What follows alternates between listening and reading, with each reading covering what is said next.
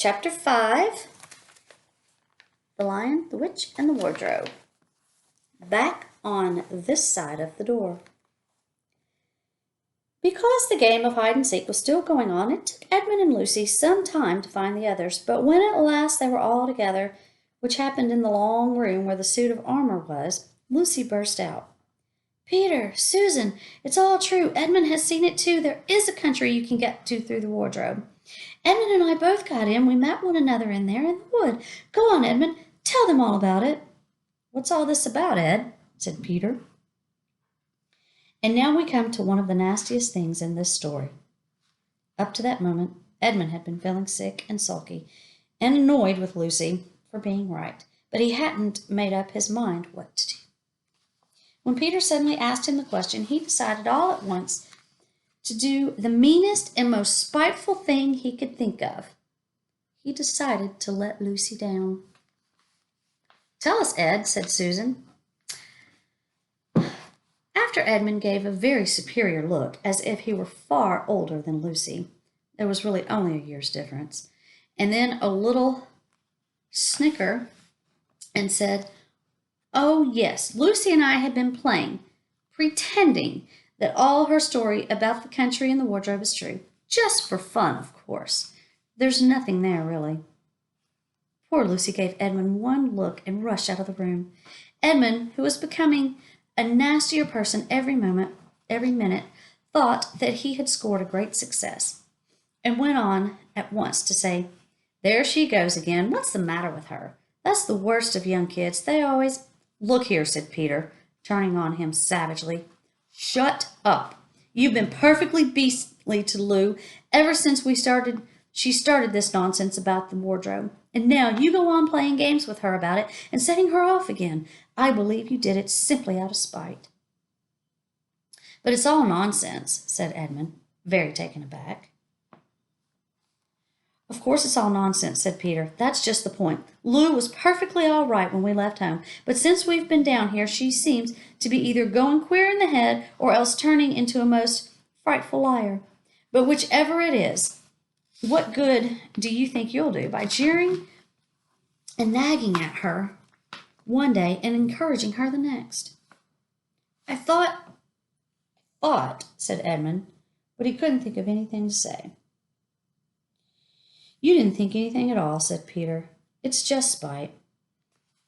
You've always liked being beastly to anyone smaller than yourself. We've seen that at school before now." "Do stop it," said Susan. "It won't make things any better having a row between you two. Let's go and find Lucy." It's not surprising that when they found Lucy a good deal later, everyone could see that she had been crying. Nothing they could say to her made any difference. She stuck to her story and said, "I don't care what you think, and I don't care what you say. I can tell the professor, or you can write to mother, or you can tell the professor, or you can write to mother, or you can do anything you like. I know I've met a fawn in there, and I wish I'd stayed there. You are all beasts. Beasts." It was an unpleasant evening.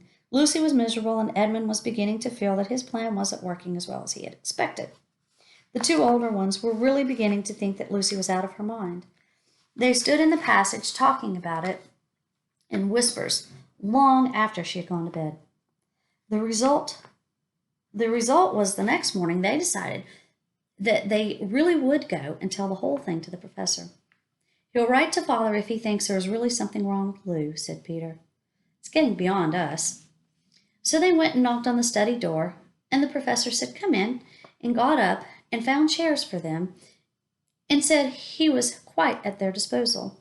Then he sat listening to him with the tips of his fingers pressed together and never interrupting, till they had finished the whole story. After that, he said quite nothing for a long time. Then he cleared his throat and said the last thing either of them expected. "How do you know," he asked, "that your sister's story is not true?" "Oh, but," Susan began and then stopped. Anyone could see from the old man's face that he was perfectly serious. Then Susan pulled herself together and said, "But Edmund said they had only been pretending." That is a point, said the professor, which certainly deserves consideration. Very careful consideration. For instance, if you'll excuse me for asking the question, does your experience lead you to regard your brother or your sister as the more reliable? I mean, which is more truthful? That's just the funny thing about it, sir, said Peter. Up till now, I have said Lucy every time. And what do you think, my dear? Said the professor, turning to Susan. Well, said Susan, in general, I'd say the same as Peter. But this couldn't be true. All this about the wood and the fawn. That is more than I know, said the professor. And a charge of lying against someone who you have always found truthful is a very serious thing, and a very serious thing indeed. We were afraid it mightn't even be lying, said Susan. We thought there might be something wrong with Lucy. Madness, you mean, said the professor quite coolly. Oh, you can make your minds easy about that. One only has to look at her and talk to her to see that she is not mad. But then, said Susan, and stopped. She had never dreamed that a grown-up would talk like the professor and didn't know what to think. Logic, said the professor, half to himself. Why don't they teach logic at these schools? There were only 3 possibilities. Either your sister is telling lies, or she is mad, or she is telling the truth. You know she doesn't tell lies, and it is obvious that she is not mad. For the moment then, and unless any further evidence turns up, we must assume that she is telling the truth. Susan looked at him very hard and was quite sure from the expression on his face that he was not making fun of them. But how could it be true, sir? Said the professor. Why do you say that? Asked the professor. Well, for one thing, said Peter, if it was real, why doesn't everyone find this country every time they go to the wardrobe? I mean, there was nothing there when we looked. Even Lucy didn't pretend there was. What has that to do with it? Said the professor. Well, sir, if things are real, they're there all the time. Are they? Said the professor, and Peter did not quite know what to say. But there was no time, said Lucy. Lucy had no time to have gone anywhere, even if there was such a place. She came running after us the very moment we were out of the room. It was less than a minute, and she pretended to have been away for hours. That is the very thing that makes her story so likely true, said the professor. If there really is a door in this house that leads to some other world, and I should warn you that this is a very strange house, and even I know very little about it. If I say she had gone into another world, I should not be, if I say she had gone into another world, I should not be at all surprised to find that the other world had a separate time of its own. So that however long you stayed there, it would never take up any of our time. On the other hand, I don't think many girls of her age would invent that idea for themselves. If she had been pretending, she would have hidden for a reasonable time before coming out and telling her story. So true. But do you really mean, sir, said Peter, that there could be other worlds all over the place? Just around the corner? Like that? Nothing is more probable, said the professor, taking off his spectacles and beginning to polish them, while he muttered to himself, I wonder what they do teach them at these schools. But what are we to do? Said Susan. She felt that the conversation was beginning to get off the point. My dear young lady, said the professor, suddenly looking up with a very sharp expression at both of them, there is one plan which no one has yet suggested, and which is well worth trying. What's that? Said Susan. We might all try minding our own business, said he, and that was the end of that conversation. After this, things were a good deal better for Lucy. Peter saw to it that Edmund stopped jeering at her, and neither she nor anyone else felt inclined to talk about the wardrobe at all.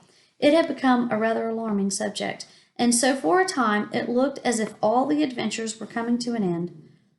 But that was not to be.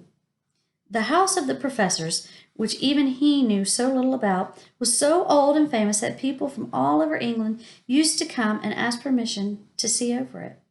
It was the sort of house that that is mentioned in guidebooks and even in histories.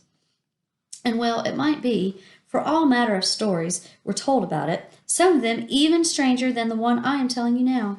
And even parties of sightseers arrived and asked to see the house. The professor always, and even when parties of sightseers arrived, excuse me, y'all, and asked to see the house, the professor always gave them permission. And Mrs. McCready, the housekeeper, showed them around, telling them about the pictures and the armor and the rare books in the library.